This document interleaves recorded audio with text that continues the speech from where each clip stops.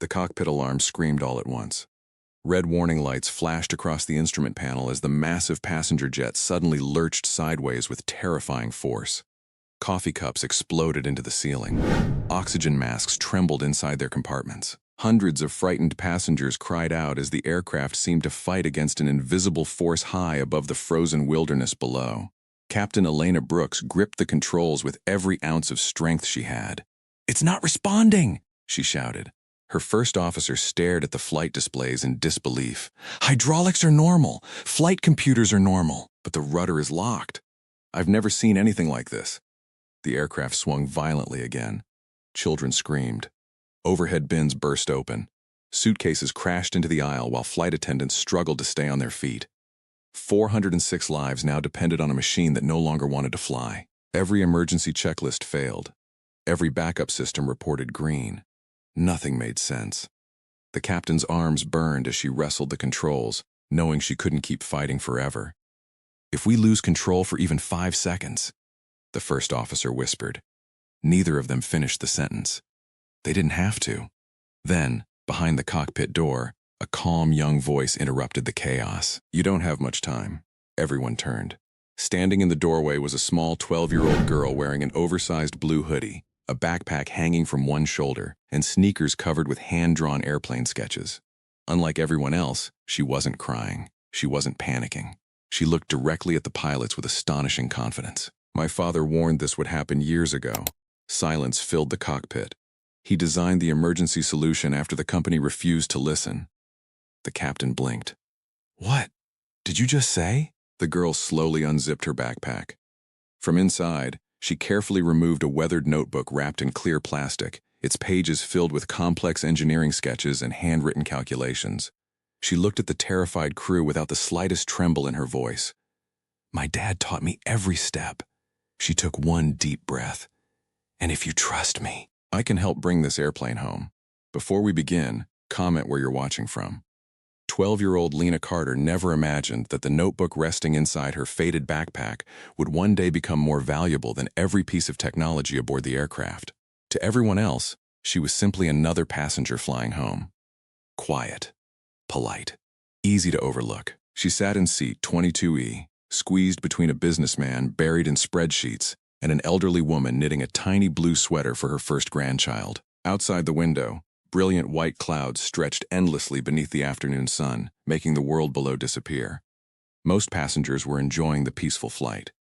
Children laughed over cartoons on their seatback screens. A young couple planned their honeymoon while sharing headphones. A college student struggled to stay awake over an unfinished assignment. Flight attendants moved through the cabin with practiced smiles, serving coffee, snacks, and warm blankets. Everything felt perfectly ordinary. Lena barely noticed any of it.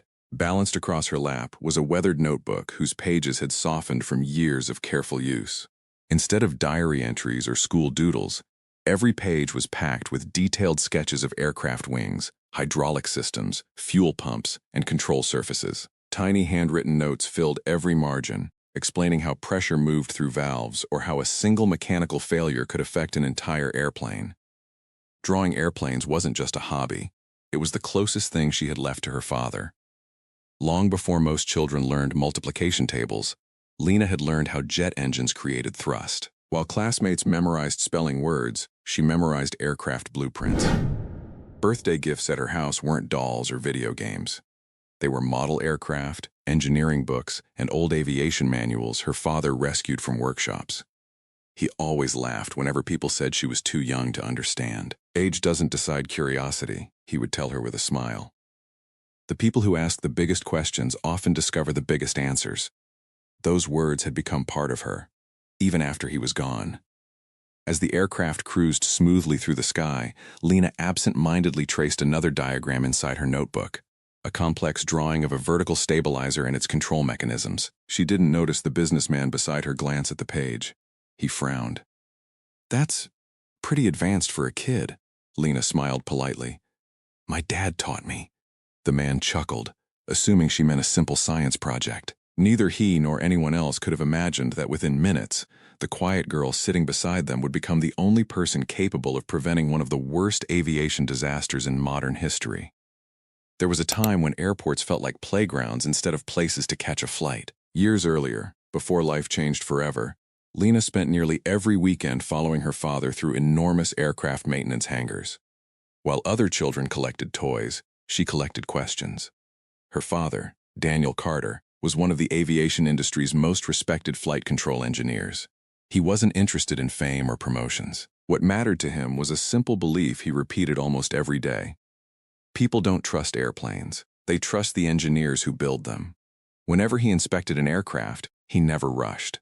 He would run his fingers along metal panels, study hydraulic lines, and quietly explain every component to his curious daughter. Every bolt has a job, he often said, and every shortcut has a consequence. Lena listened to every word. She learned that airplanes weren't magic. They were thousands of carefully designed systems working together, each depending on the others with absolute precision. One rainy evening, after most employees had gone home, Daniel invited Lena into a quiet engineering workshop. Stacks of blueprints covered the tables. Computer screens displayed rotating 3D aircraft models. Instead of his usual cheerful smile, Daniel looked unusually serious. "Lena," he said softly, locking the office door behind them, "there's something I want you to understand, and I hope you'll never need this knowledge." He spread a large technical drawing across the table. At first glance, it looked like countless lines and symbols. But Daniel pointed to one small section near the aircraft's tail.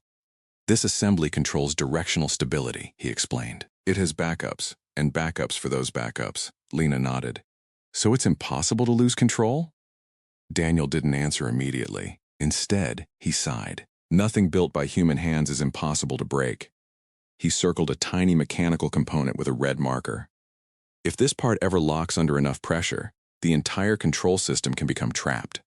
Every computer on board will think everything is normal, while the pilots slowly lose control." Lena frowned. "Did you tell the company?"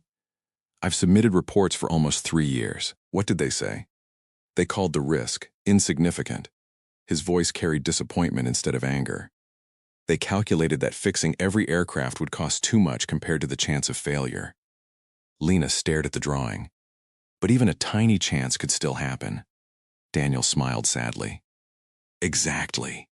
He reached into his desk and removed a worn leather notebook. Inside were hand-drawn diagrams, emergency procedures, and detailed instructions written entirely in his own handwriting. "I designed another way. A hidden recovery method. It was rejected because acknowledging it would mean admitting the flaw exists." He carefully placed the notebook into Lena's hands. "If anything ever happens to me, promise you'll protect this." Her small fingers tightened around it. "I promise." Daniel gently hugged his daughter, holding her a little longer than usual. Neither of them knew it would be their last conversation together. Less than 2 weeks later, the phone rang before sunrise. A truck driver had reported a single-car crash on a lonely mountain highway. The official investigation blamed heavy rain, faulty brakes, driver error. Case closed. Everyone accepted the explanation. Everyone, except Lena. Because the night before he died, her father had quietly whispered one sentence she would never forget. "If the truth ever disappears, make sure someone is still brave enough to remember it." That promise had stayed hidden inside her heart ever since. Now, thousands of feet above the clouds, she was about to discover why her father had prepared her all those years ago. The first warning was so subtle that almost no one noticed it. The airplane gave a brief shudder, like a car rolling over a rough patch of pavement. A few passengers glanced up from their movies before returning to their screens. The seatbelt sign chimed, and a flight attendant calmly announced that they had encountered a pocket of light turbulence. Nobody seemed concerned. Nobody except Lena. Her pencil stopped moving. She slowly lifted her eyes from the notebook resting on her lap and listened, not to the passengers, but to the airplane itself. Her father had once told her, "An aircraft speaks long before it screams. You just have to know how to listen." The engine still hummed steadily, but something else felt wrong. A faint vibration pulsed through the floor beneath her sneakers. It wasn't random. It came in a strange rhythm. Lena quietly placed her palm against the armrest, feeling every tremor. Then the airplane jerked violently to the left. Gasps echoed through the cabin. Coffee splashed across tray tables. Several overhead bins rattled loudly before one suddenly burst open, sending a backpack crashing into the aisle. The peaceful atmosphere vanished instantly. A baby began crying. Passengers grabbed their armrests. Flight attendants exchanged worried looks they tried desperately to hide. Over the intercom, the captain's voice remained calm, but there was an unmistakable strain beneath it. "Ladies and gentlemen, we've encountered a flight control issue. Please remain seated with your seatbelts securely fastened. Our crew is assessing the situation." Lena's heartbeat quickened. Flight control issue, not turbulence, not weather. She closed her eyes for only a second, replaying memories of evenings spent beside her father studying aircraft failures. The violent sideways motion. Normal engine sound. No warning of hydraulic loss. Every clue pointed toward the same terrifying possibility. Her eyes flew open. "No," she whispered. "It can't be." Another violent yaw slammed passengers against their seatbelts. This time, screams filled the cabin. The airplane wasn't simply turning.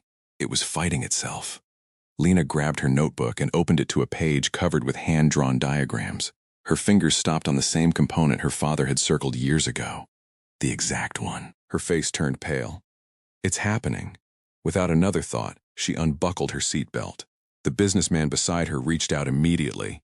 "Hey, sit down! Didn't you hear the captain? I have to get to the cockpit." He blinked. "What? The pilots don't know what's failing." The elderly woman beside her gently grabbed her sleeve. "Sweetheart, they're trained professionals. I know." Lena's voice remained surprisingly calm. "But they're looking for an emergency checklist that doesn't exist." The two passengers stared at her in confusion. Before they could stop her again, Lena slipped into the aisle. A nearby flight attendant hurried toward her. "Miss, you need to return to your seat immediately." Lena looked directly into her eyes. Every word came out steady. "My name is Lena Carter. My father designed part of this aircraft's flight control system." The flight attendant froze. Lena continued. "And unless the captain hears what I have to say in the next few minutes, this airplane isn't going to make it to the ground." The flight attendant searched the girl's face, expecting fear. Instead, she saw absolute certainty. For the first time since the emergency began, uncertainty gave way to something even more unsettling. Hope. The flight attendant hesitated for only a second. Every rule she had been trained to follow told her never to allow a passenger anywhere near the cockpit during an emergency. But every instinct told her this frightened-looking 12-year-old wasn't making up a story. There was something different about her. She wasn't panicking. She wasn't guessing. She spoke with the confidence of someone who already knew what was happening. "Come with me," the flight attendant finally whispered. Together they hurried toward the reinforced cockpit door as another violent jolt ripped through the aircraft. Passengers screamed. Several oxygen mask compartments shook loose but didn't deploy. The aircraft groaned as if the metal itself were protesting. Inside the cockpit, Captain Elena Brooks was fighting a battle she was slowly losing. Her uniform sleeves were soaked with sweat. Both hands clung tightly to the control column as every muscle in her arms trembled from exhaustion. The airplane kept pulling left. Every correction lasted only seconds before the invisible force returned. Her first officer, Marcus Hale, rapidly scanned every display. "Hydraulic pressure is stable. Flight computers are responding. Control surfaces show conflicting data." He slammed another checklist onto the cockpit display. "Nothing matches this failure!" Captain Brooks gritted her teeth. "Then we're on our own." Another alarm sounded. The autopilot disconnected for the third time. The aircraft rolled sharply, throwing both pilots sideways against their harnesses. Marcus grabbed the radio. "Mayday, Mayday, Mayday. Pacific Air Flight 728 declaring full emergency. We have severe flight control failure and may become uncontrollable." Static answered for a heartbeat before air traffic control responded. "Flight 728, state the nature of your malfunction." Marcus looked helplessly at the captain. "We don't know." That single sentence filled the cockpit with terrifying silence. The door suddenly opened. The flight attendant stepped inside. "Captain, I'm sorry, but this girl insisted she had information about the aircraft." Captain Brooks barely looked over. "Now isn't the time." Lena stepped forward anyway. "It is if you want everyone to survive." Marcus frowned. "Kid, this isn't. The tail control assembly is locked." His words stopped instantly. Lena continued without raising her voice. "The computers think it's functioning because the hydraulic pressure hasn't dropped. That's why none of your emergency procedures fit what's happening." The cockpit fell silent. Captain Brooks slowly turned toward her. How do you know that? My father spent years studying this exact failure. Marcus exchanged a stunned glance with the captain. What was his name? Lena Carter. No, your father, she swallowed. Daniel Carter. Recognition flashed across Marcus's face. The aerospace engineer? Lena nodded. He tried to convince the manufacturer to redesign the system.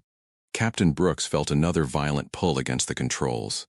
My arms won't hold much longer. Lena carefully removed the weathered notebook from her backpack. Every page was covered with detailed engineering sketches, handwritten notes, pressure diagrams, and emergency flow paths. She laid it across the center console. My father knew they wouldn't listen, so he designed another way. Marcus flipped through the pages, his eyes widening with every diagram. This isn't theory. He looked at the captain. These calculations are brilliant. Captain Brooks barely had enough strength to speak. Can it work? Lena met her eyes. It was never tested in flight. Silence filled the cockpit. But my father spent 3 years proving the math. Another violent shudder shook the aircraft. A warning alarm blared continuously. Marcus looked at the captain. If we do nothing, she finished the sentence, we lose the airplane. Her exhausted eyes settled back on the 12-year-old girl standing calmly beside them. Every official procedure had failed. Every backup plan had disappeared. Only one impossible choice remained. Captain Brooks took a slow breath. Then she pushed the notebook toward Lena. Tell us exactly what your father wanted us to do. Captain Elena Brooks took one final look at the instruments before fixing her eyes on Lena. For 28 years, every difficult decision she had made in the cockpit had been based on training, experience, and official procedures. Now, none of those mattered. The only hope left for 406 people was standing beside her wearing a blue hoodie and clutching a worn notebook. Tell us where to start, the captain said. Lena nodded, forcing herself to stay calm despite the pounding of her heart. She opened the notebook to a page marked with a faded red ribbon. My father called this the emergency bypass sequence, she said. He believed it should never be needed, but he wrote it anyway. First Officer Marcus Hale leaned closer. What exactly failed? Lena traced her finger across a hand-drawn diagram. A control valve inside the tail assembly has locked under pressure. As long as it stays connected, every command you make is fighting against the jammed mechanism. So we isolate it? Yes. Marcus grabbed a portable radio. I'll have to reach the equipment compartment. Captain Brooks nodded. Hurry! Within seconds, Marcus was running through the cabin with 2 flight attendants clearing the aisle ahead of him. Passengers stared in confusion as he disappeared through a maintenance hatch near the rear galley. A narrow ladder led into the aircraft's cramped equipment bay. The roar of engines echoed through the confined space. Bundles of cables, hydraulic lines, and metal panels surrounded him from every direction. I'm inside, Marcus said over the radio. Lena closed her eyes, remembering evenings spent in her father's workshop. Never rush, he used to say. One wrong valve can create 2 new emergencies. She opened her eyes again. Look to your left. You'll find 3 hydraulic manifolds running parallel. Marcus swept his flashlight across the compartment. I see them. Good. Find the center manifold. There should be a yellow safety tag attached beside a manual isolation lever. A pause. I've got it. Don't pull it yet. The airplane suddenly lurched so violently that Marcus slammed into a support beam. Back in the cockpit, warning alarm screamed again. Captain Brooks strained against the controls. I can't hold this much longer. Lena steadied herself against the instrument panel. You have to. She pressed the radio button. Marcus, when you move that lever, you'll hear hydraulic pressure venting. That's normal. He tightened his grip. Ready. Pull it slowly, all the way down. Metal groaned beneath the cabin floor. A loud hiss echoed through the equipment bay.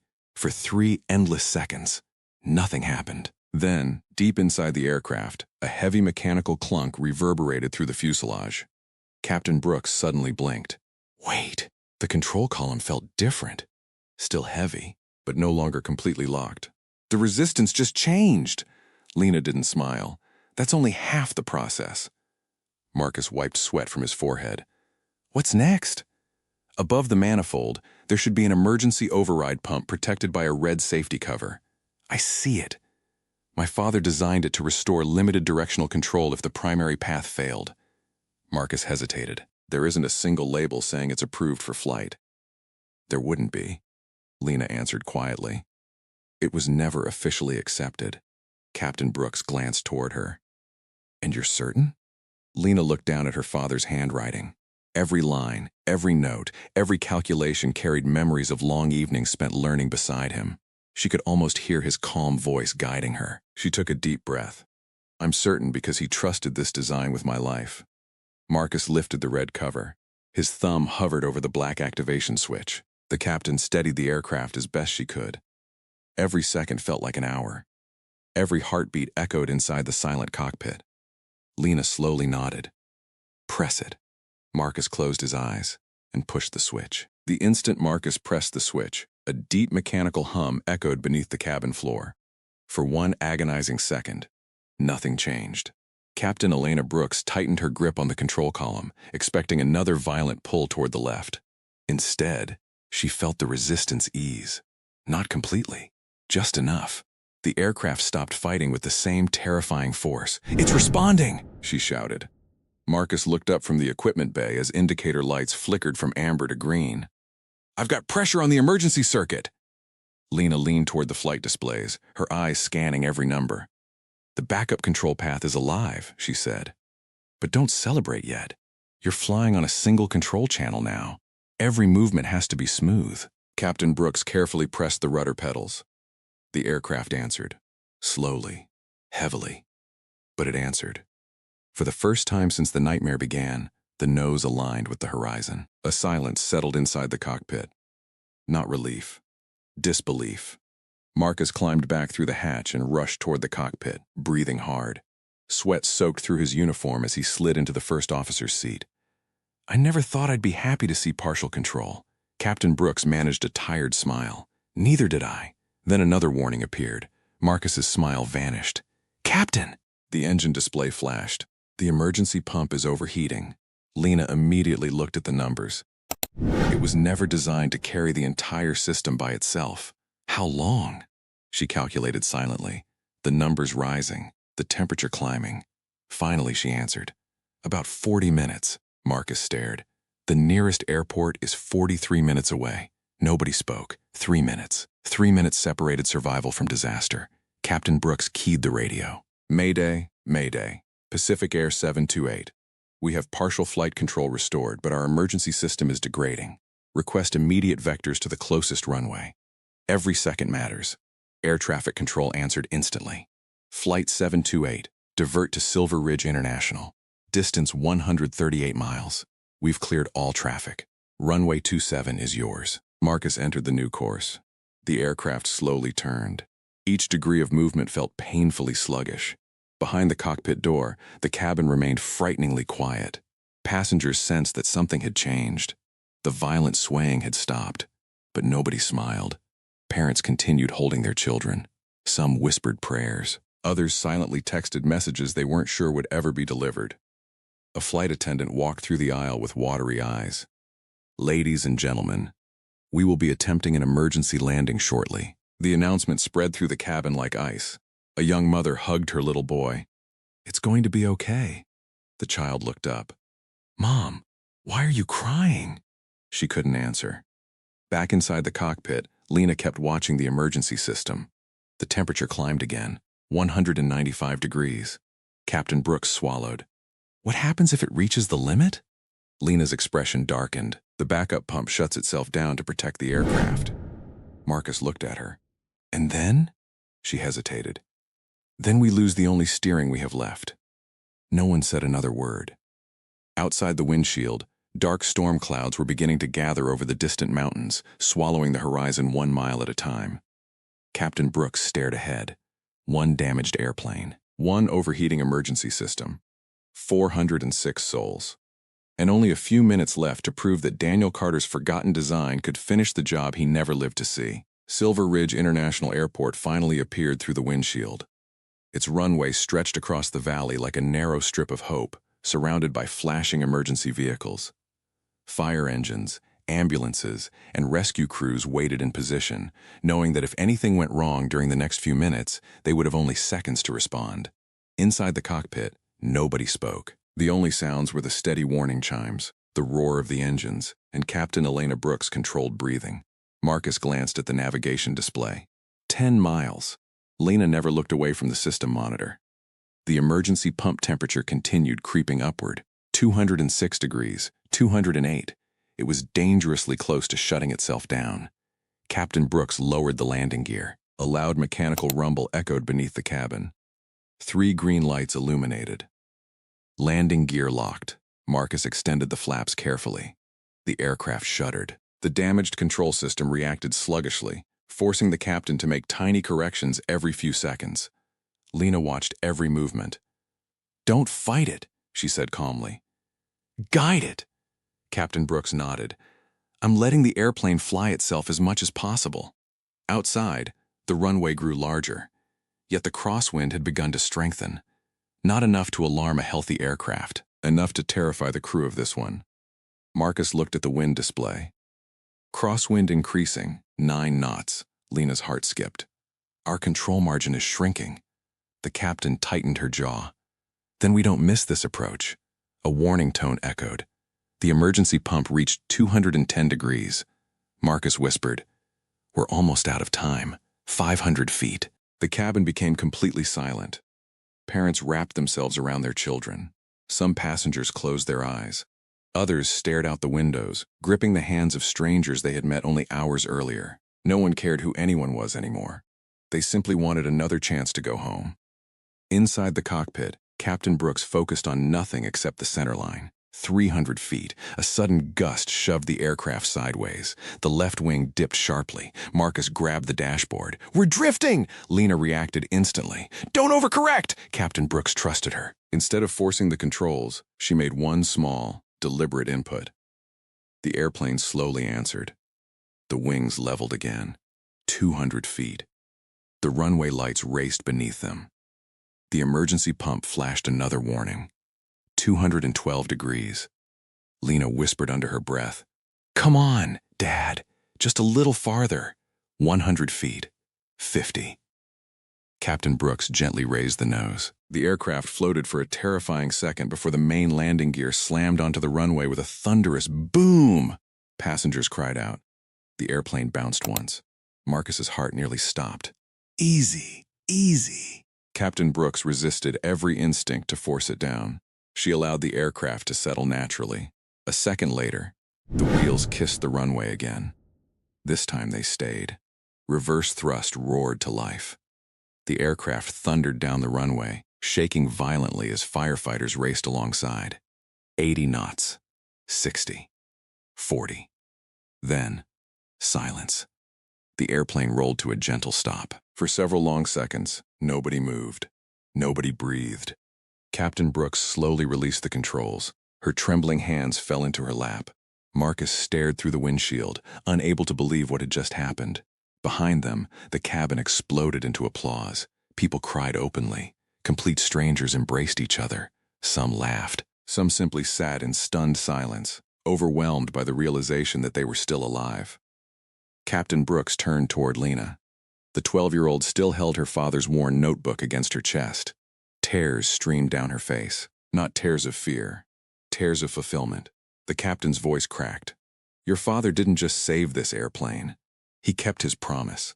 Lena smiled through her tears and quietly whispered, "I told you, Dad, they all made it home."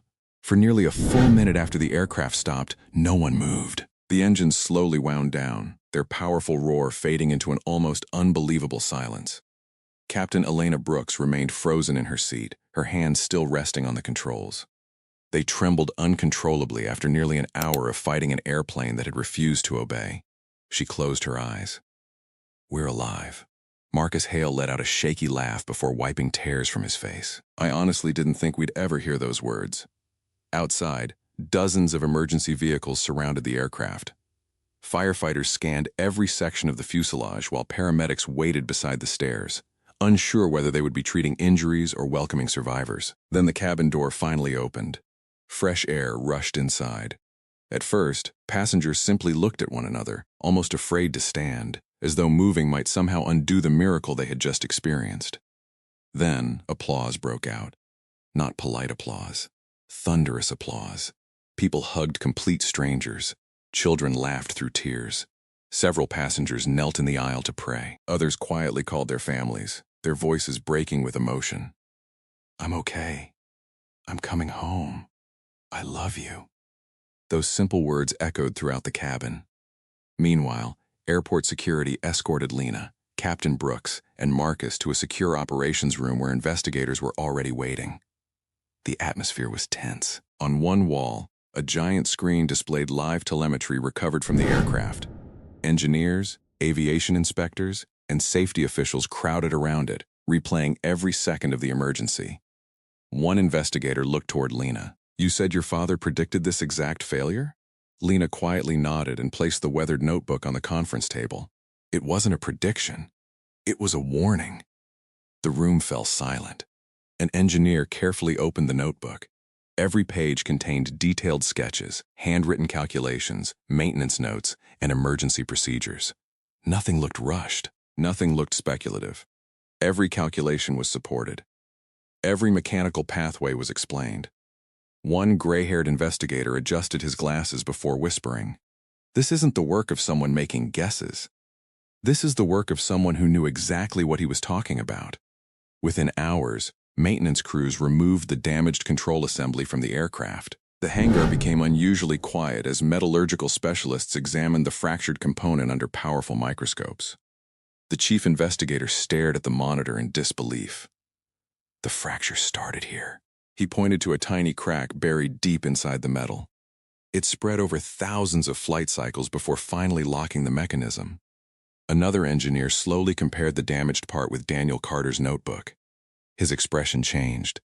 "It's identical. Every failure point, every stress calculation. He documented all of it years ago." Word spread through the investigation team like wildfire. What everyone had dismissed as an impossible malfunction had just happened exactly as one engineer had warned.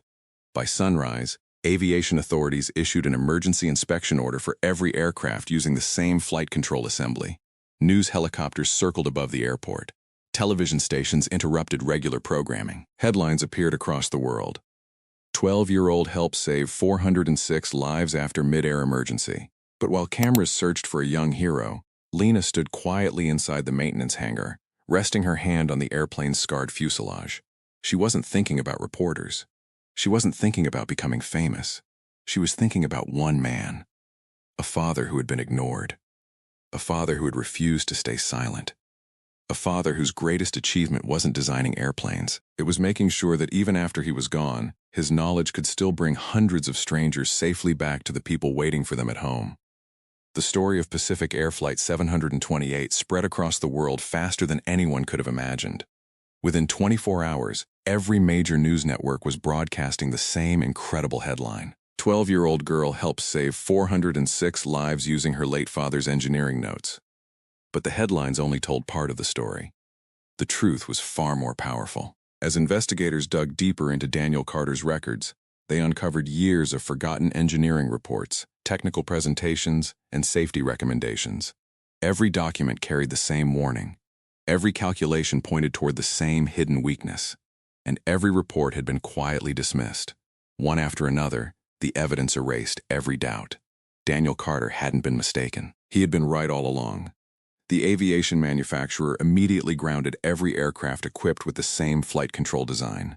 Emergency inspection teams worked around the clock, replacing faulty components before another tragedy could occur.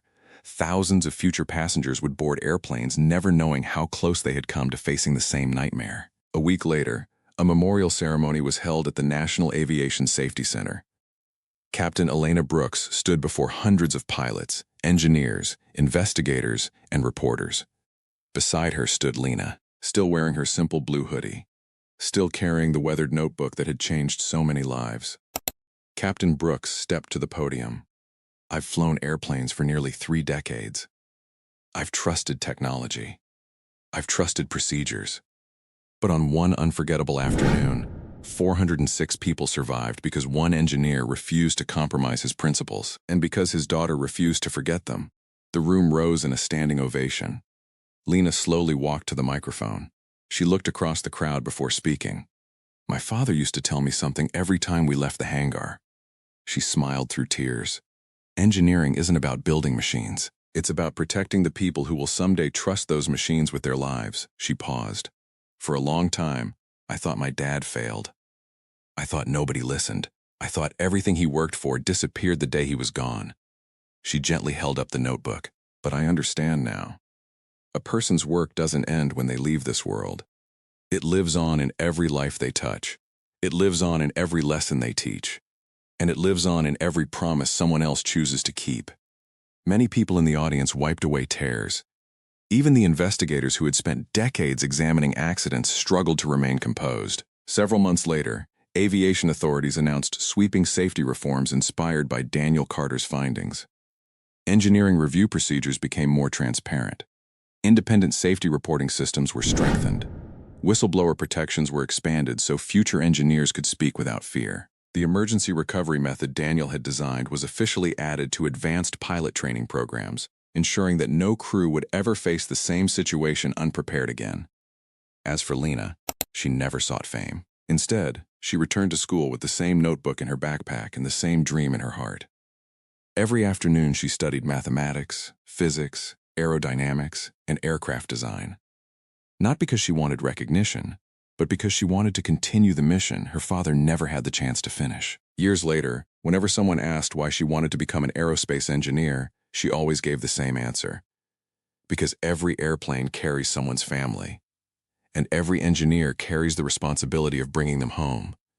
Somewhere high above the clouds, another passenger jet crossed the evening sky, its wings glowing in the setting sun. Inside were hundreds of people laughing, sleeping, reading books, making plans for tomorrow, completely unaware that they were safer because one courageous engineer chose integrity over silence, and because one brave little girl found the strength to honor his legacy when the world needed it most. If this story touched your heart, don't forget to like this video, subscribe to the channel, and share it with someone who believes courage, honesty, and hope can change the world.